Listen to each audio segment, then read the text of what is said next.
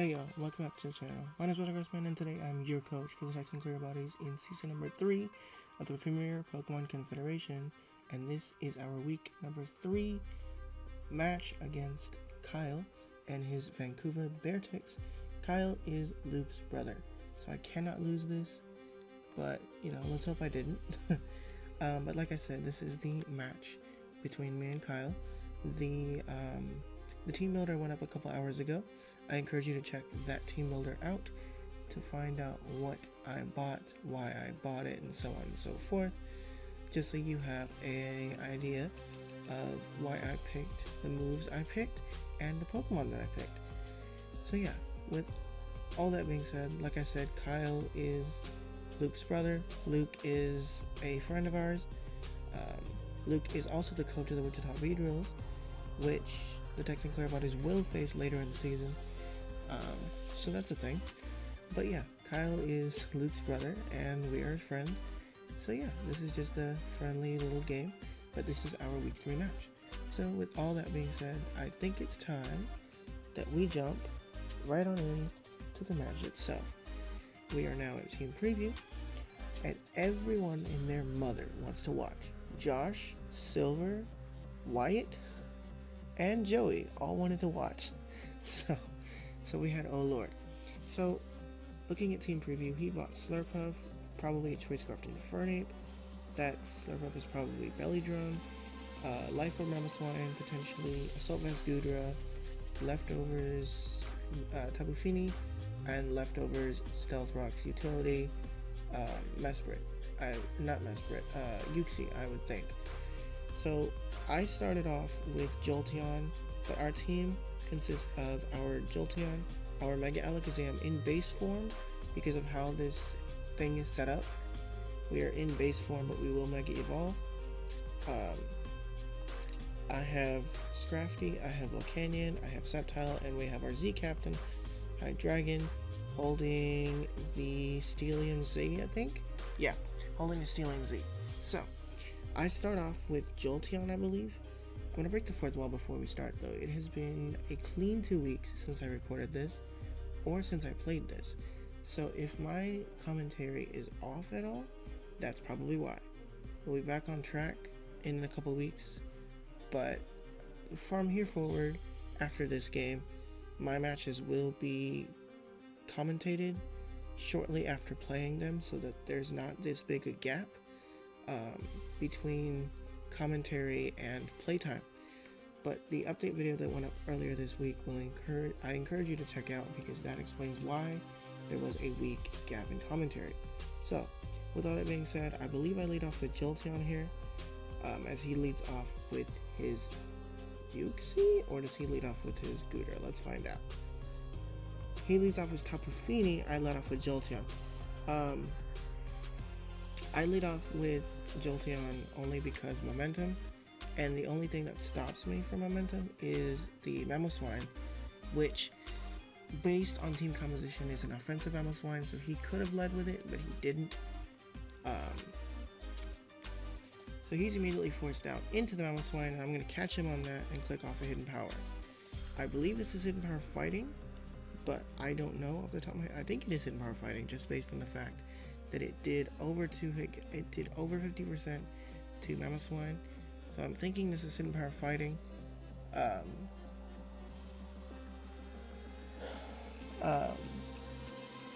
So yeah, this is Hidden Power Fighting. So I almost do it KO Mamoswine, so he's immediately going to be forced out. Or I'm going to be forced out fearing the Earthquake into my Levitator. He's going to double out into his Goodra. Unfortunately here, I don't have a Dragon type stab move. If you didn't see the team builder, I don't have a Dragon type stab move. Let me get rid of this if this is in there. Hold on. Okay. I don't have a Dragon type stab move. So unfortunately, I'm forced out because I needed the coverage that I have. So I go into Volcanion because I know Volcanion can chew the hit. There's a Draco Meteor, does about 20% or 30%, which is about right. There's my Steam Eruption, which 2-hit KOs a defensive Uxie. It does burn it, which is somewhat irrelevant. How does he burn it if Misty Terrain prevents the... Huh. I might not have my terrains right. I don't know. Either way, the Yuxi gets burned, and I'm like, okay, cool. He takes the burn damage, he puts up his rocks, and he sacks this. So Volcanion picks up the first kill as Misty Terrain wears off. Mamoswine comes back in. Fearing that it's Choice Scarfed Earthquake, I go into High Dragon and catch the Earthquake with my Levitate. So he's immediately forced out into Tapu Fini, predicting the Dragon-type move as I let off a Flash Cannon, and that does absolutely nothing. It does absolutely nothing, because that's probably a specially defensive fish. So, I'm forced out, fearing the Fairy-type move into Volcanion. Those rocks hurt. There's the Nature's Madness. That misses, I think. I take Leftovers Recovery, he takes Leftovers. Oh no, I'm Choice Specs, that's what it is. So he takes Leftovers, there's my Sludge Bomb as he protects. There's more Leftovers for him. Fearing the Sludge Bomb back into Goodra. This Assault Vest Goodra chews up the Sludge Bomb as if it was nothing. Is able to click off Sludge Wave. I live, hit Sludge Bomb again, and sack. Because at that point I died to rocks anyway, so I was ready to sack. So, back into Jolteon, take the rocks, click Hidden Power Fighting, which does nothing. I wish this was Hidden Power Ice, but there's a Draco that misses, which is great. I click Volt Switch here, and the reason why I didn't click Volt Switch the first time is because I anticipated him to predict me to switch into Jolteon, predict the Electric type move in Mamoswine, which is why I predicted that, so I click Hidden Power Fighting. He predicted me to predict him and stayed in. So, I switch out because I know Draco Meteor is going to kill. Now, right here, I take rocks damage, and immediately, it's like, what ability are you? Let me clarify. This Alakazam I built, I forgot to adjust the ability. That's literally it. And then the question rises, why did you switch in to a Draco Meteor, which is coming off of this thing? Why did you switch an Alakazam, which is really frail, into a Draco Meteor? Well, here's the basic reason. Because I didn't know what else to switch in. Because Draco Meteor kills Kaiba, I needed the Scrafty for the Tapu Fini. Where in retrospect, I probably would have been able to switch in Scrafty, take the Draco Meteor, and then Drain Punch the difference back. So, in retrospect, I played badly there, in hindsight, obviously. And the other thing is that I didn't have Ice Punch on this Scrafty either, so that's another misprep on my part. So, I know what my mistake is, don't roast me about it. So, the Draco Meteor comes off, and the Alakazam is dead. I'm like, oh, well, rip. Into Scrafty, takes the rocks, this thing switches out into Tapu Fini. There's the Drain Punch, like I told you guys.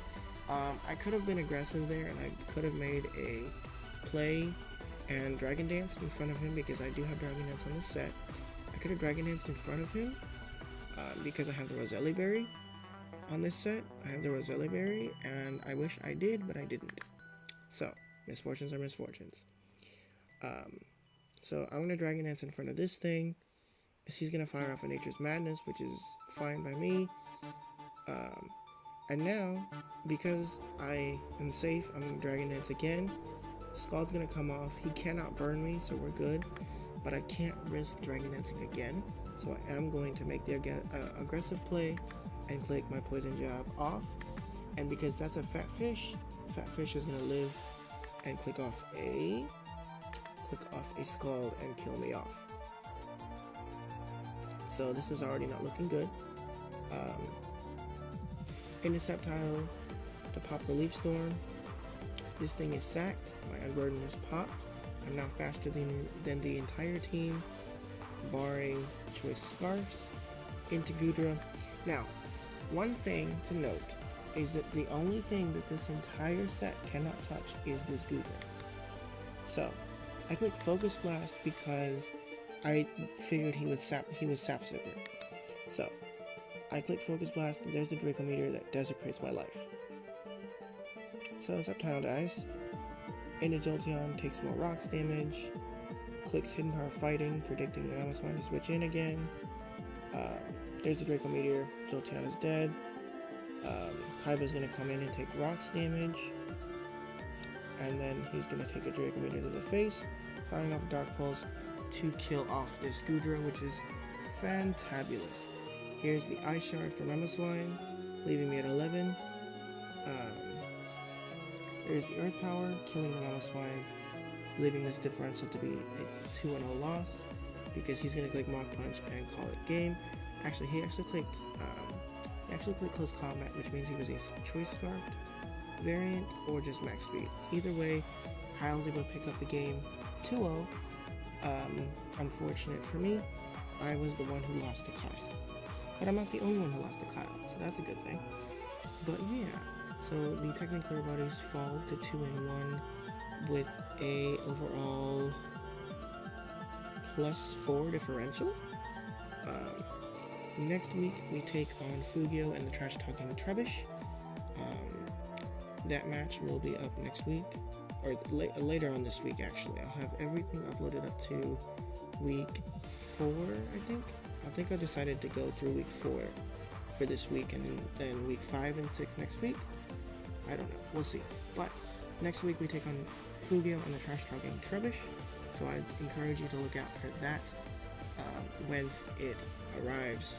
But until then, this is your coach for the Texan Clearbodies. My name is Underprepared, and I'll see you next time. Bye, y'all.